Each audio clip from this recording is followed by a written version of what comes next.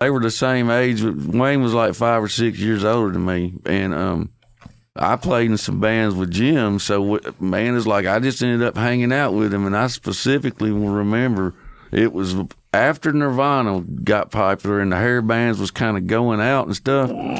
We were sitting at Wayne's house. It was an all-nighter. It was me and Wayne and Big Jim and Wayne's wife Joy, and she went to my school, and they dated when she was still in school, and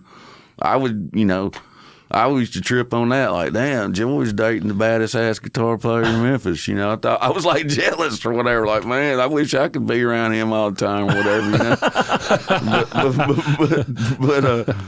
So man, I finally got to meet him, and he was real cool. And like, there was one night we were just over there partying all night one night, and we were listening to the band Cry of Love. Have y'all ever heard of them guys?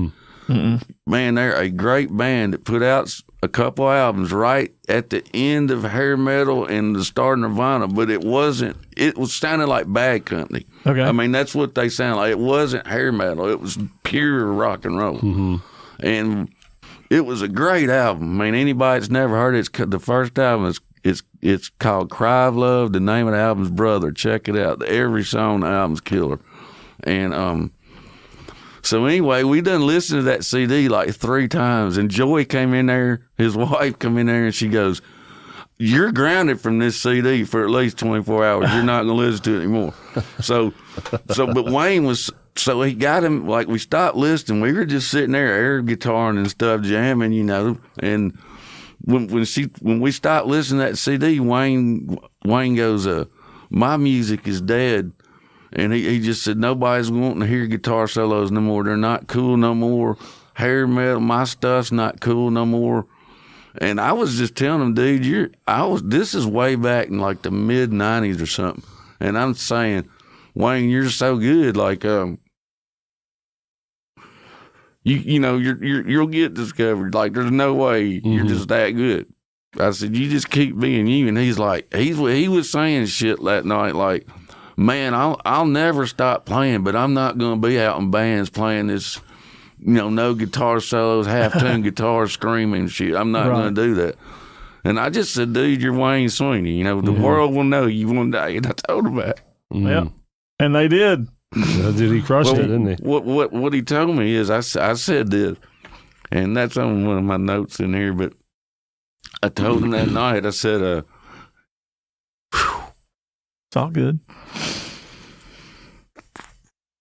Sorry. I said, man, you'll be on the cover of Guitar Magazine one day. And he goes, shit. He goes, nobody wants to see my big ass schnoz on there. So, flash forward, 10 or 15 years later, there's Wayne Swinny on the cover of Guitar World Magazine. And I called him, I said, whose big ass schnoz is this on this magazine? That's great. Yep.